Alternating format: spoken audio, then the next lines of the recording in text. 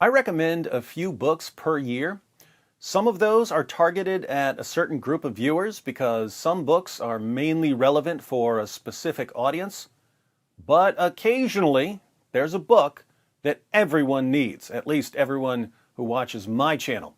And here's one of those books, The Critical Quran by Robert Spencer.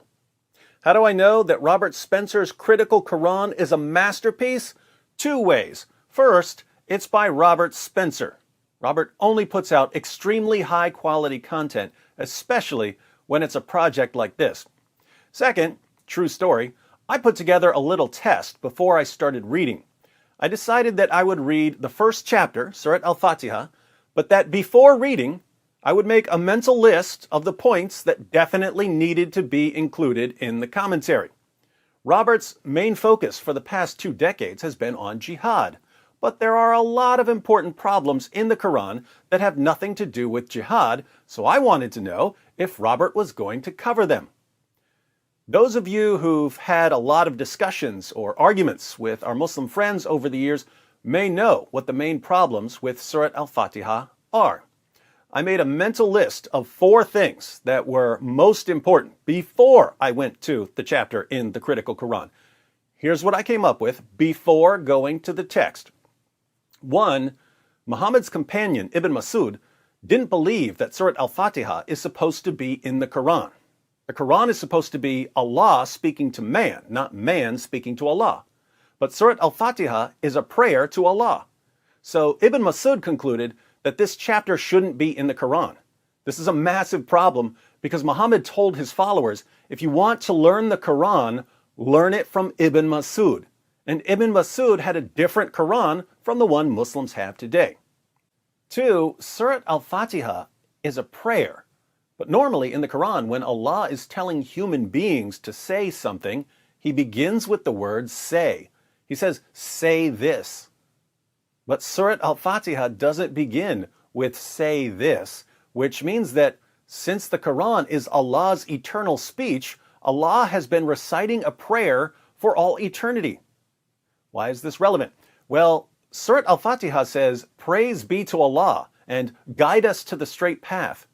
So for all eternity, Allah has been praising Himself and asking Himself to guide Himself to the straight path. Very confusing. 3, there's a textual variant in verse 4. Most Muslims are still convinced that there are no textual variants in the Quran, so there's a refutation of their belief in verse 4. Finally, verse 7 asks Allah not to guide the people who are praying to the path of those who have earned His anger or of those who have gone astray. But those 2 phrases, those who have earned your anger and those who have gone astray, refer specifically to Jews and Christians. This is important because churches have had interfaith services where Muslims have the Christians recite this prayer. And if you don't understand what the prayer means, it's actually a prayer not to be a Jew or a Christian. So those are the 4 issues I thought needed to be included in the commentary on Surat Al-Fatiha. What did I find when I opened the Critical Quran and started reading? Here's the introduction to Surat Al-Fatiha. Right here, towards the end, we find, yet in an indication of the fluidity of the Quranic text in the early days of Islam, Abdullah ibn Masud, one of Muhammad's companions, did not even have this surah in his version of the Quran. Other early Islamic authorities also expressed reservations about its inclusion. So, Robert points out the Ibn Masud problem, but also notes that other early Muslims had a problem with the first chapter of the Quran. Next paragraph. To be sure, this surah does not fit in with the rest of the Quran in that it is in the voice of the believer offering prayer and praise to Allah, not Allah addressing Muhammad. Islamic orthodoxy has it that Allah is the speaker in every part of the Quran.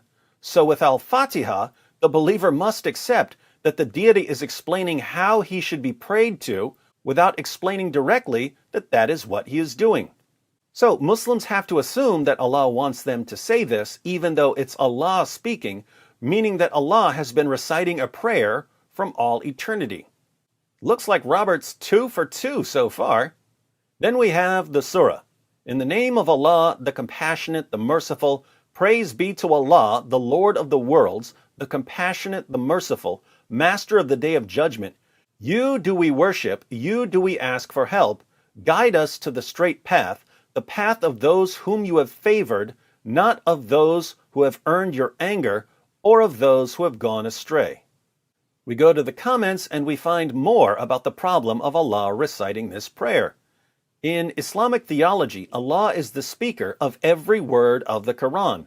Some have found it strange that Allah would say something like, "Praise be to Allah, the Lord of the worlds."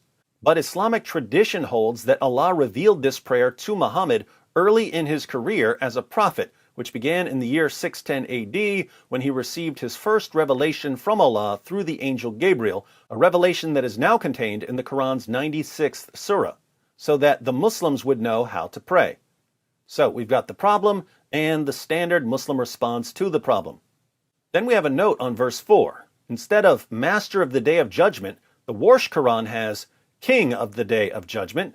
That's the textual variant I was looking for, but there are notes on other textual variants that I didn't know about. And then we have a lengthy note on verse 7 that begins, Islamic scholars have often identified those who have earned Allah's anger as the Jews and those who have gone astray as the Christians. And it goes through the Muslim sources and commentaries and proves that this verse is actually condemning Jews and Christians. So this Quran has everything I would be looking for and more. And if it's got everything I would be looking for and more, it's probably got everything you would be looking for and more. So order a copy of the Critical Quran and either read the entire thing or use it to study some particular topics you're interested in, or keep it handy for discussions when someone brings up a verse and you want to make sure someone's not trying to deceive you. The link is in the description box. Order a copy and join Robert Spencer and David Wood in exposing 14 centuries of deception.